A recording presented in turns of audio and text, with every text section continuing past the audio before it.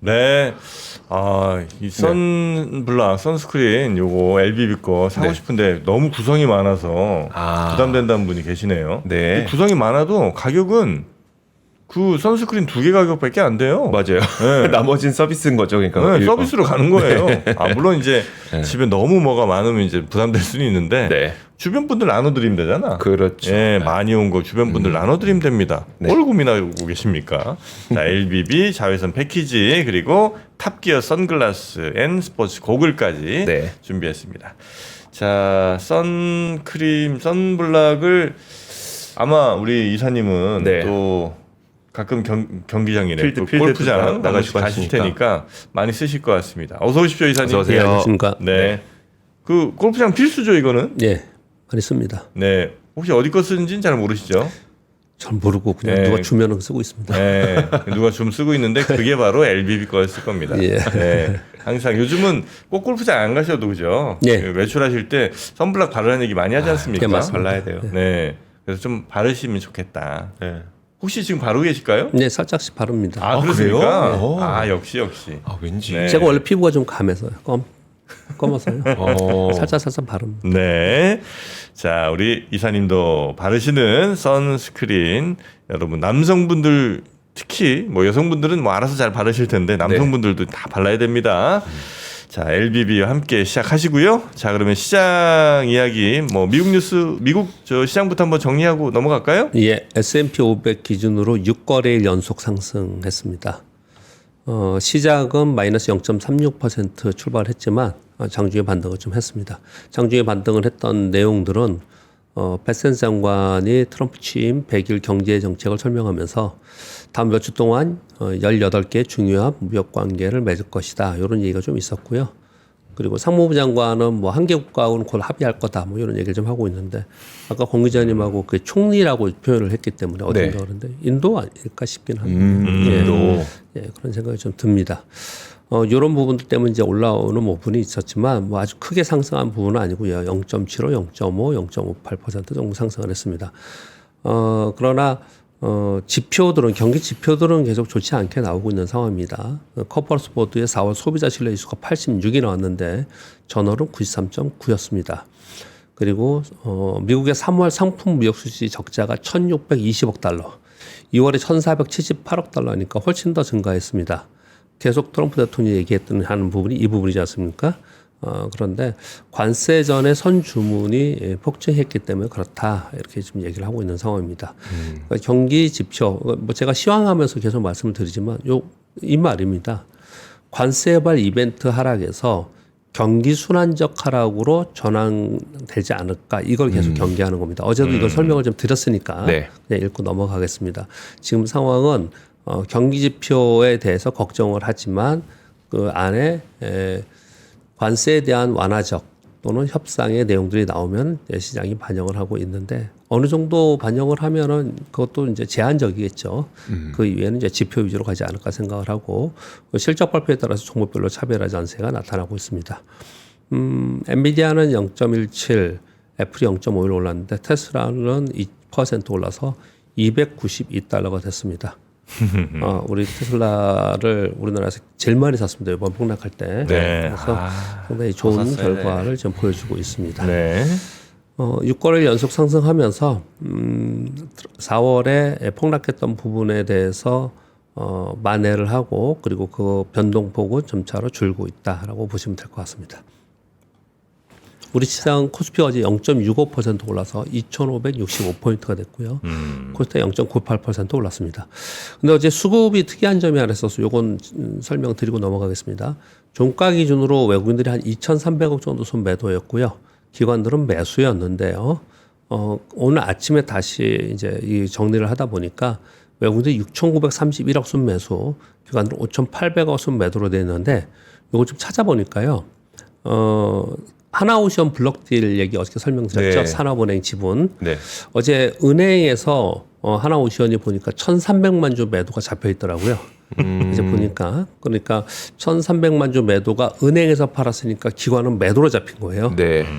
그리고 거의 대부분 외국인이 샀고요. 연기금하고 사업펀드에서 좀 샀더라고요. 그러니까 그래서 외국인들이 이 블록딜로 인해서 이 한 종목으로 순매수가 된 겁니다. 어제 전체적으로는 한 2,300원 매도였으니까 1,300만 주 되면서 한 1조 가까이가 어제 마감 후에 블록딜러 거래가 됐습니다.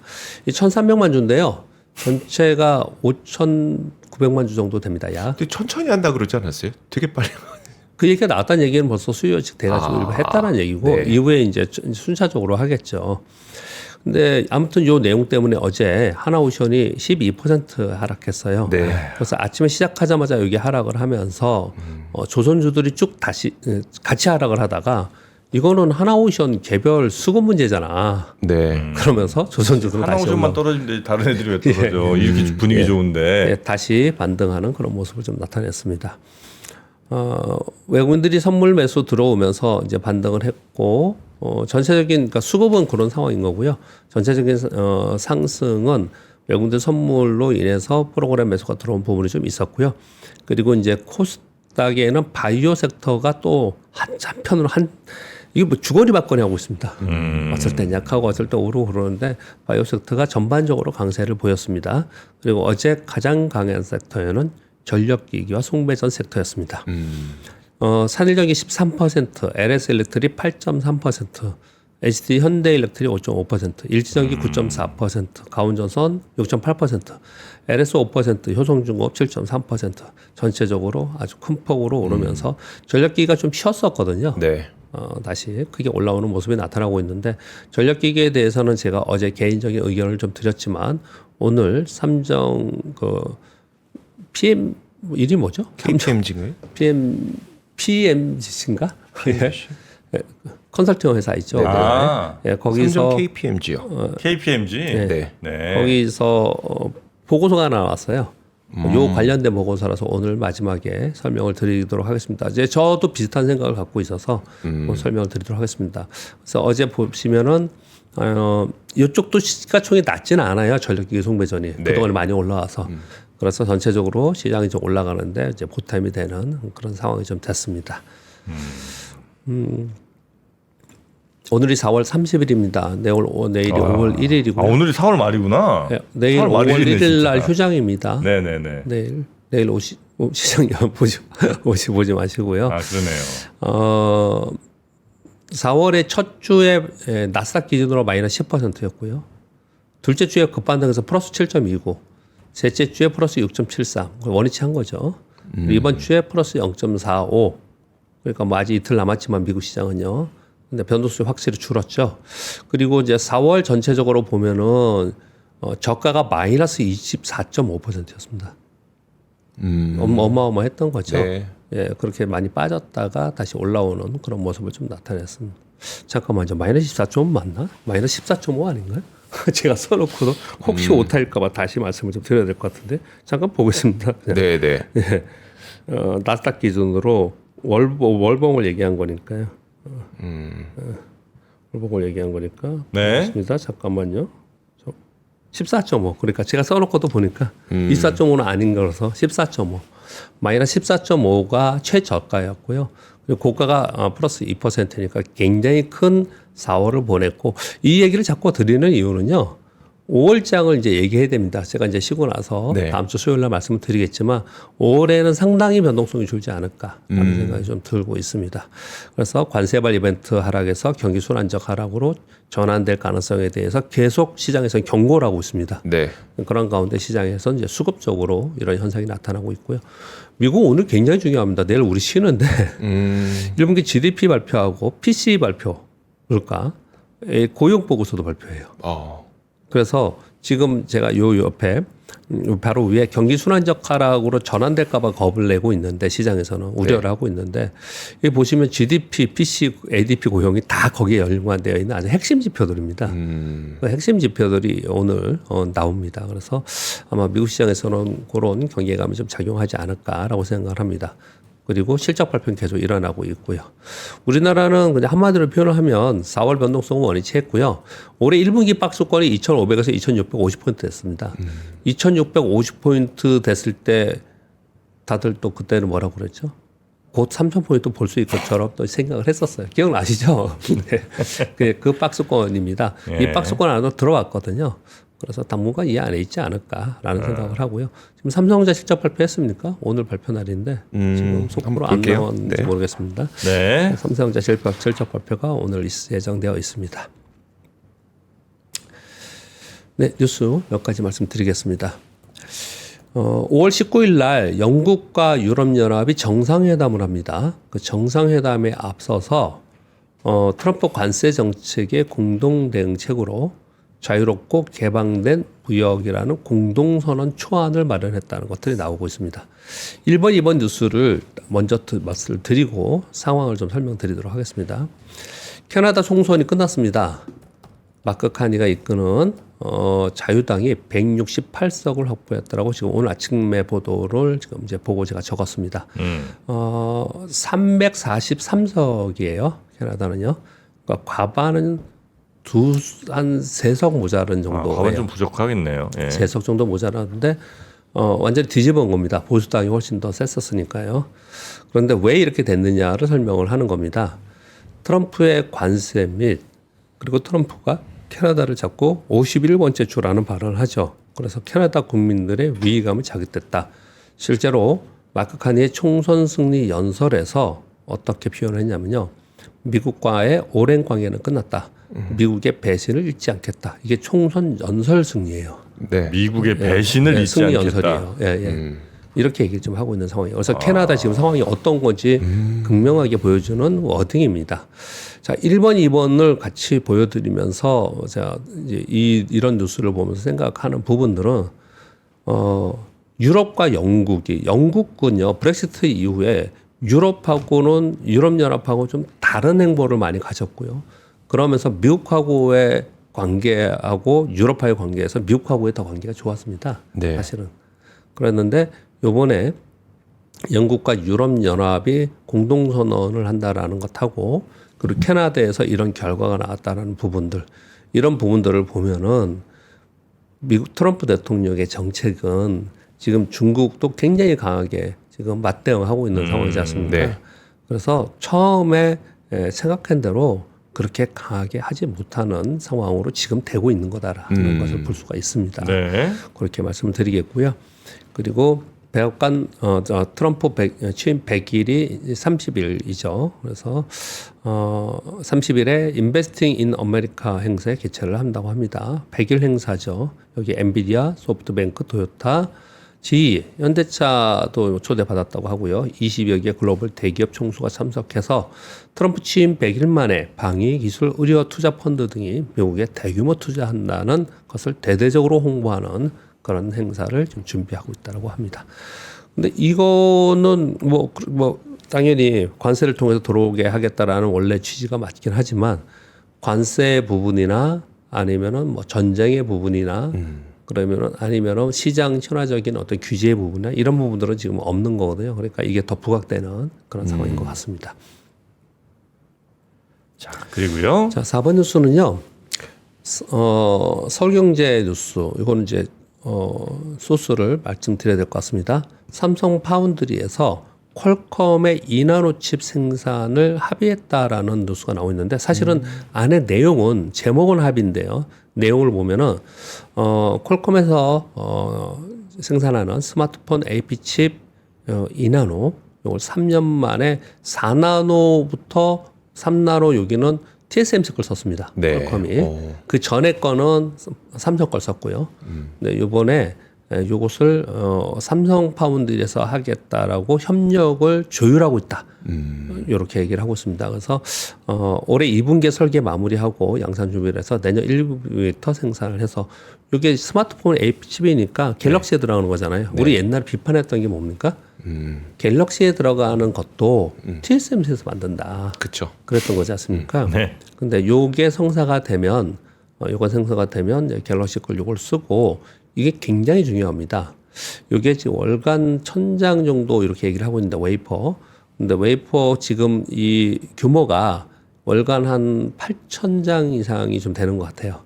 그러니까 텅텅 비어 있는 네. 공장을 가동을 하는데 최첨단 공장이 있지 않습니까? 거기에 고객이 없어서 가동이 안 되는 거 있지 않습니까? 네. 파운드리가.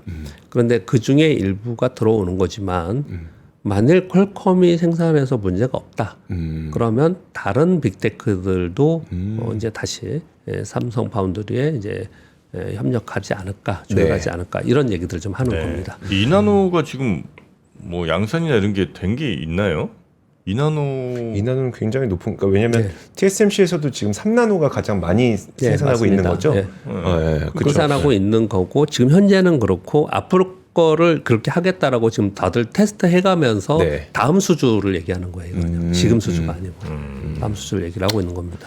알겠습니다. 제가 그래서 소스를 얘기한 겁니다. 네네. 진행 중이기 때문에 네. 이건 이제 앞으로 봐야 된다는 거죠. 그렇게. 그리고 LS 전선이 자회사 LS 그린링크를 통해서 미국 버지니아주에 약 1조 원 규모의 해저 케이블 공장 착공을 한다는 보도가 어저께 있어서 이쪽 섹터의 종목들이 올랐습니다. 그러니까 올랐는데요. 미국 공급망 자립 전략에 대응하기 위해서 그렇다라는 거고 2027년 3분기 완공, 28년 1분기 양산 목표다. 근데 이제 요 부분이 뭐냐면 어제 이 기자님 잠깐 언급을 주신 HVDC 초고압 직류 송전. 네. 이제 이게 대세예요. 요 용어를 잘 알고 계셨는데 이게 대세입니다 앞으로요. 그러니까 고전압 직류를 이용한 전력 송전 방식인데 기존의 AC 송전 방식과 달리 요거는 장거리 송전에서 에너지 손실을 줄이고 효율성을 제고한다라는 거예요. 그래서 이제 앞으로 이제 계속 이 얘기를 좀 하고 있을 가능성이 높은데 요번에 요런 공장을 착공한다라는 노수가 좀 있었습니다. 근데 우리나라의 전선 업체들이 미국에 공장 착공하고 그리고 이제 미국과 서구의 유럽에 수주를 받으려는 준비를 계속 지금 착착하고 있어요. 네. 그래서 이런 노선은 계속 나오지 않을 거라 생각합니다. 우리가 전선에 대해서 관심이 많지 않지만 우리나라 산업 가운데 탑티어급 산업이 뭐 반도체 같은 거, 뭐 이런 것들 몇 가지 꼽잖아요. 전선이 탑티어거든요. 그런가요? 전 세계 4개 기업밖에 없는데 전선? 4개 제대로 기업밖에 만드는 제대로 회사가? 만드는 데가 없는데 나머지는 유럽, 3개는 유럽 기업이고 나머지 하나가 이제 LS전선 한국 기업이고. 아, 그래요? 일본 기업들도 있긴 있는데 일본은 거의 내수 시장 위주이기 때문에 그 전선은 거의 우리나라 탑티어다. 맞습니다. 해저 케이블은 뭐 뭐 해저 탑이고. 케이블 특히 해저 케이블 탑티어다. 중국 아직 잘 못해요, 그거. 중국은 사실 중국 케이블을 해요. 네. 하는데 중국 케이블 갖다 쓰기가 조금 뭔가 불안해요. 네. 알겠습니다. 그리고 6번 뉴스는 흥미로운 뉴스입니다. 시티뱅크에서 IB들이 이런 보고서를 내잖아요. 국민연금, 우리나라 국민연금이 지금 우리 원화 약세를 방어하기 위한 환해지를 한다고 해서 작년 말부터 얘기를 해서 국민연금 때문에 1,500원 위로로 안 넘어갈 가능성이 있어. 요 얘기 했었습니다. 그 환율에서 그런 얘기를 했었거든요. 근데 제목이 뭐냐면 국민연금 환해지를 무력화시키는 해외 투자라고 시티에서 여기 나와서 블룸버그에서 요 뉴스가 나왔습니다. 네. 무슨 내용이냐면요. 최근 달러 인덱스가 약세 속에서도 원화가 같이 약세를 보이고 있습니다. 특히 대부분의 주요 국가들 중에 가장 약세를 보이고 있습니다. 네. 근데 이거 왜 그러냐? 이 내용을 분석을 한 거예요. 한국 개인 투자들의 미국 주식 저가 매수가 강력하게 있었어요. 그래서 아웃플로우가 지속되고 있는 상황 속에서 맞지. 국민연금의 환해지 전략은 무력화 가능성이 있다. 일본, 대만과 비교해 한국의 해외 투자는 여전히 성장할 여지가 많이 있어서 당국이 원화의 유의미한 강세를 기대하고 그런 정책을 쓰기에는 굉장한 도전이 될 것이다. 네. 흥미롭죠. 흥미롭죠. 국민연금의 환해지 전략이 무력화될 가능성이라는 얘기는 뭐예요? 그러니까 국민연금이 예전에 환해지 하지 않고 해외 주식을 샀습니다. 예. 그러면 이제 해외 주식을 사면서 원화를 원화를 예전에는 달러를 달러 바꿔서. 매수하고 원화를 네. 매도 네, 그랬지 네. 않습니까? 네. 그러니까 달러를 매도하는 거 달러를 매수 고정 금액에 해지를 하는 거죠. 네. 그 고정 금액 해지를 한다는 얘기는 그 얘기는 계속 그것을 사야 되는 거지 않습니까? 네. 해지하려면 매도했으니까 네. 사야 되지 않습니까? 근데 그 해지하는 것 때문에 개인들이 우리 그냥 무조건 원화는 팔고 원화를 바꾸는 거니까 네. 달러를 사가지고 그냥 가는 게 아니고 만약에 국민 투자도 똑같이 그렇게 하면 원화 약세가 막 급격하게 돼버릴 수 있지 않습니까? 국민연금이 그렇죠. 하면 네. 그러니까 달러만 사는 게 아니고 달러를 매도한다는 거예요. 거기다가. 네. 예, 그래서 해지를 계속 시켜놓는다는 네, 거예요. 네. 해지라는 거 어디가 제일 많이 하냐면요. 원유 업체들, 네. 유화 업체들이나 그렇겠네요. 이런 데들은 그 담당 부서가 있어요. 그래서 계속 그거 해지를 해 나가거든요. 네. 그런 해지를 우리 국민연금 해지 하지 않고 했었어요 전에요. 왜냐하면은 이제 사고팔고를 하면서 어떤 경우에는 오히려 환차익도 노릴 수 있으니 네. 그런 부분도 있었단 말이에요. 근데 이게 이제 작년 말에 논의가 되면서 올해 이거를 해나가고 있거든요. 그러면서 워낙 약세가 되는 것을 국민연금이 방어할 수 있다. 네. 국민연금이 그 역할을 할 수 있다. 이 얘기를 했었잖아요. 뉴스 계속 있었잖아요. 그동안에. 그랬는데 아무리 그렇게 해도 개인 투자들이 워낙에 많이 지금 워낙 달러를 팔고 너무 많이 달러 사서. 산다. 그래서 쉽지 않을 거다라는 거를 시티은행에서 네. 이런 보고서를 냈어요. 흥미롭습니다. 이런 부분이. 근데 뭐 그러니까 이제 원화가 쉽게 약세가 되지 못한다 이런 얘기를 좀 하고 있는 상황인데 지금 달러스가 100 아래 떨어졌잖아요. 네. 사실 상대적으로 보면은 그리고 위안화가 좀 약세가 됐다가 요즘은 좀 내려왔습니다. 7.35 막 이렇게 가다가 7.26까지 좀 떨어졌어요. 네. 네, 그럼에도 불구하고 원화가 쉽게 떨어지지 않는 이유에 대해서 설명을 좀 하는 거예요. 네, 그런 부분들이 좀 있습니다. 결국 환율이라는 거는 어제 김준성인가요? 예, 김준성 대표. 네, 김준성 대표님이 말씀 좀 주시지만 환율은 그 나라의 경제 성장률이 좋고 국가 경쟁력이 있고 주식 시장이 좋고 하면은 네. 저절로 돈은 우리나라에 들어오기 때문에 그렇기 때문에 환율은 원화가 강세가 돼요. 그렇죠. 그러니까 우리가 네. 약하기 때문에 그러는 거거든요. 그러니까 이런 문제는 외국에서 이제 환율을 설명할 때 그렇게 설명을 하는 거고 네. 실제로 더 중요한 것은 뭐 우리 경제 성장률을 어떻게 올려야 되느냐는 제가 할 문제는 아닌 것 같고 네. 우리 시장에서는 우리 시장이 뭐랄까 견조하거나 또는 추세적인 상승을 할 수 있는 발판을 만드는 게 중요한 거예요. 시장 관계자들은.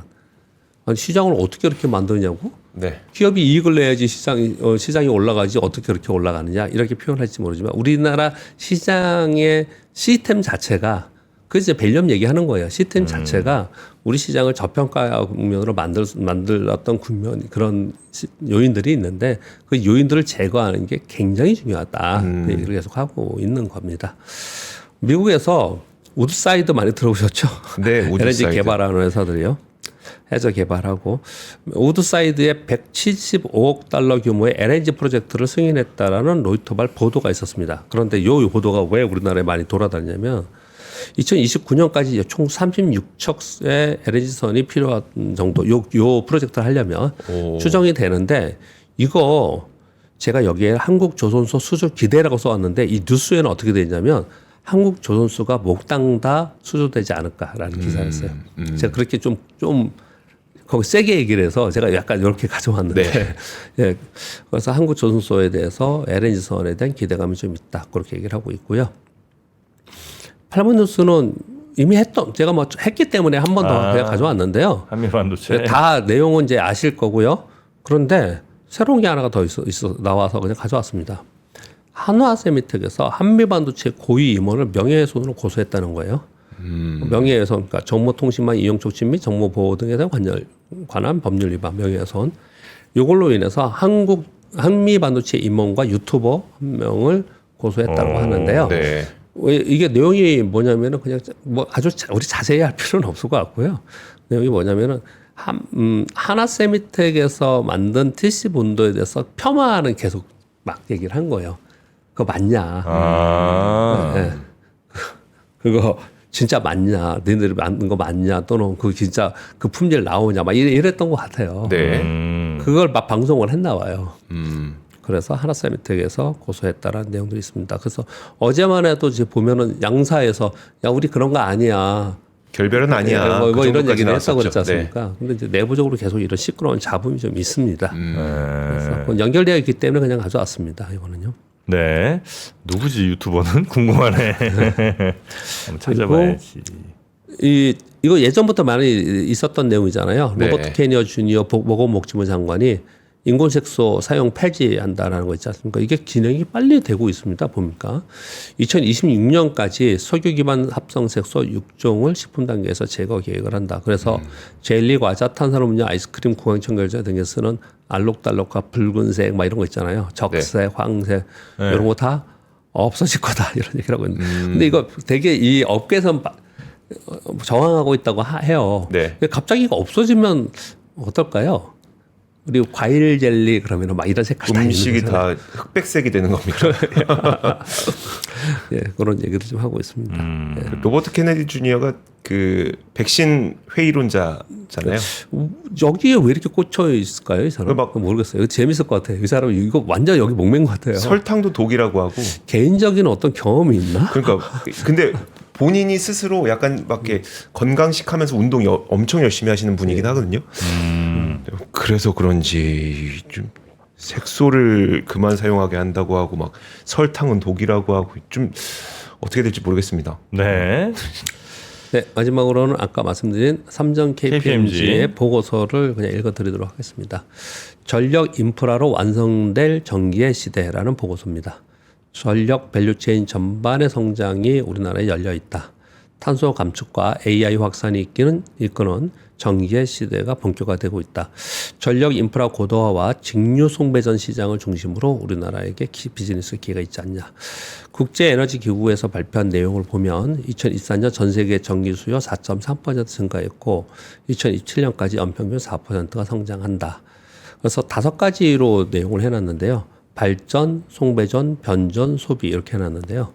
발전은 신재생 에너지의 비중이 확대될 것이라고 전망을 했고요. 송배전은 인프라 투자 부족과 설비 노후화로 리스크가 확대되기 때문에 교체 시기가 됐다. 이 얘기를 하고 있는 거고요. 변전은 AI 확산에 따른 데이터 수요 증가가 돼서 기존 설비의 교체 수요가 늘어나고 있다. 소비는 에너지 프로슈머 확대, 소비자 중심의 전력 수요 구조로 변화되고 있다. 이렇게 얘기를 하고 있습니다. 그러면서 직류 송배전 그리고 변압기 그리고 그리드 현대화 등에서 유망한 비즈니스 기회가 우리나라한테 왔다라고 표현을 하고 있습니다. 그래서 단기적으로는 변압기, 고압전선, 해적 케이블이 성장을 주도할 것이라고 보고 있고요. 중장기적으로는 스마트 그리드와 전압형 직류 송전 아까 요게 앞으로 이슈가 많이 된다라고 하는 직류 송전, 그러니까 초고압 직류 송전이 가장 각광을 받을 것이다. 이런 보고서를 냈어요. 네. 근데 이거는 어제도 설명을 좀 드렸지만 지금 그냥 우리가 주식을 모르고 아무것도 모른다 하더라도 네. 전 세계 맨날 얘기하는 거 보면 뭐 스페인 정전 이런 거 아니다 하더라도요. 재건의 문제가 있고 미국의 노후화된 송배전 전선이 있고 우리나라도 그런 게 있고 그래서 전 세계적으로 봤을 때 향후 수년간 이쪽 산업에서는 상당한 기회가 와 있다라는 것들을 지금 계속 이게 시장을 보면 이렇게 볼 수 있는데 네, 그런 가운데 이런 보고서 나와서 또 하나 읽어드렸습니다. 네. 자, 하여튼 빠르게 뭔가 변할 때 그때 기회를 또 잘 포착하고 준비하는 그런 기업들이 그런 국가가 뭐 훨씬 더 성장하는 거니까 네. 뭐 그런 것들 좀 놓치지 않았으면 좋겠다는 생각이 들고요. 오늘은 이사님과 요 정도로 예. 이야기 마무리하고 잠시 후에 이선엽 저희가 이사님 또 모셔보도록 네. 하겠습니다. 자, 우리 박병창 이사님 고생 많으셨고요. 네. 내일 말고 모레 뵙도록 네. 하겠습니다. 고맙습니다. 고맙습니다. 감사합니다.